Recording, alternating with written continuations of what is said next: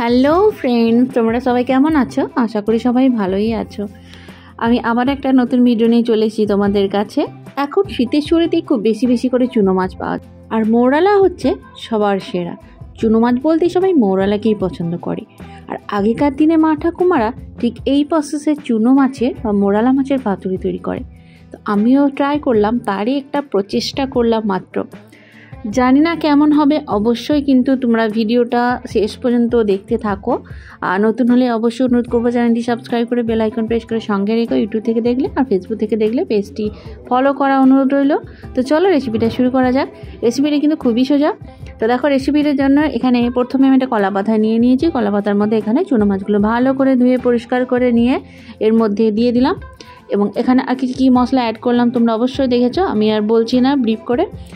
তো সব মশলাগুলো ভালো করে মাখিয়ে রাখো। পেঁয়াজ কুচি, কাঁচা লঙ্কা কুচি, ধনেপাতা কুচি, নুন, হলুদ গুঁড়ো, জিরে গুঁড়ো, ধনে গুঁড়ো, কাশ্মীরি লঙ্কা গুঁড়ো সব কিছু দিয়ে ভালোভাবে কিন্তু মাছগুলোকে হাতে চটকে নিতে হবে।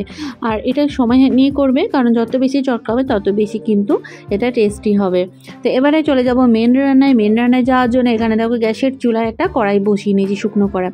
এবং কড়াইয়ের চারিদিকে দেখো অয়েল ব্রাশ করে নিয়েছি।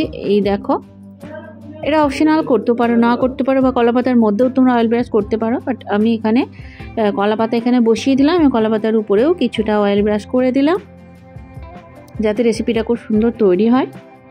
আমি এটা ফার্স্ট টাইম বানাচ্ছি আর ফার্স্ট টাইম ট্রাই করব।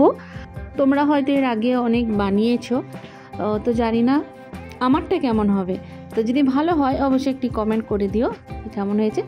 এবারে দেখো, একেবারে ম্যারিনেশন করা মাছগুলো এর মধ্যে আস্তে আস্তে করে দিয়ে দেবো। চুলার আঁচ কিন্তু একেবারেই এখন আমি স্টার্ট করিনি, এখন বন্ধই আছে। তো ভালো করে ম্যারিনেশন মাছগুলো পুরো ছড়িয়ে দেবো এভাবে। এবারে কি করব দেখো, উপর থেকে আরও একটা কলা পাতা এভাবে উপরে বসিয়ে দেব এরকম করে। এবারে ভারী একটা ঢাকনা দিয়ে এটাকে ভালো করে টাইট করে ঢাকনা দিয়ে দেবো এবং গ্যাসটা কিন্তু লো ফ্লেমে রেখে দেবো। বেশ কিছুক্ষণ পরে দেখো, দেখলাম ঢাকনাটা খুলে কলা পাতার উপরে কিন্তু অনেকটা জল দাঁড়িয়ে গেছে। তো জলটা আমি আস্তে আস্তে করে তুলে জলটাকে ফেলে দেবো, কারণ এখনও পুরোপুরি রেসিপিটা আমার তৈরি হয়নি। তো মাঝে একবার ঢাকনা খুলে জলটাকে আমি ফেলে দেবো। আবারও সেম প্রসেস আমি এইভাবে বসিয়ে আরও কিছুক্ষণ আমি লো ফ্লেমে রেসিপিটা বানাবো। তো আবারও ঢাকনা দিয়ে কিছুক্ষণ রেখে দেবো। তো দেখো, ফিরে চলে এসেছি একেবারে কমপ্লিট রেসিপিতে। তো এটাকে আমি খুলে তোমাদের দেখিয়ে দিচ্ছি কেমন হয়েছে। ওয়াও, দেখো কত সুন্দর লোভনীয় লুক দিয়েছে এই রেসিপিটা। যারা যারা পাতুরি খেতে ভালোবাসো অবভিয়াসলি তারা ভিডিওটা দেখছো হয়তো মেবি। তো দেখো কত সুন্দর লুক দিয়েছে।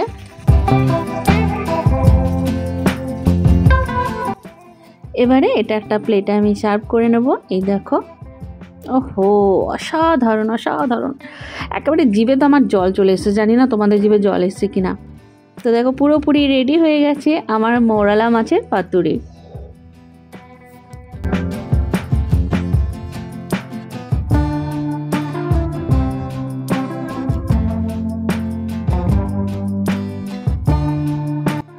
খুব তাড়াতাড়ির মধ্যে কিন্তু রেসিপিটা আমার তৈরি হয়ে গেল, বেশিক্ষণ সময় লাগেনি।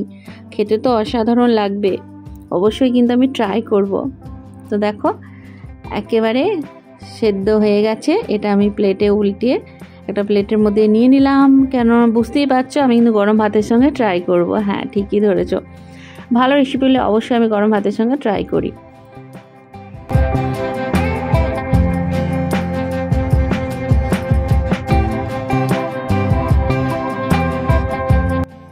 তোমরা এতক্ষণ যারা ভিডিওটা দেখলে তাদেরকে অসংখ্য ধন্যবাদ।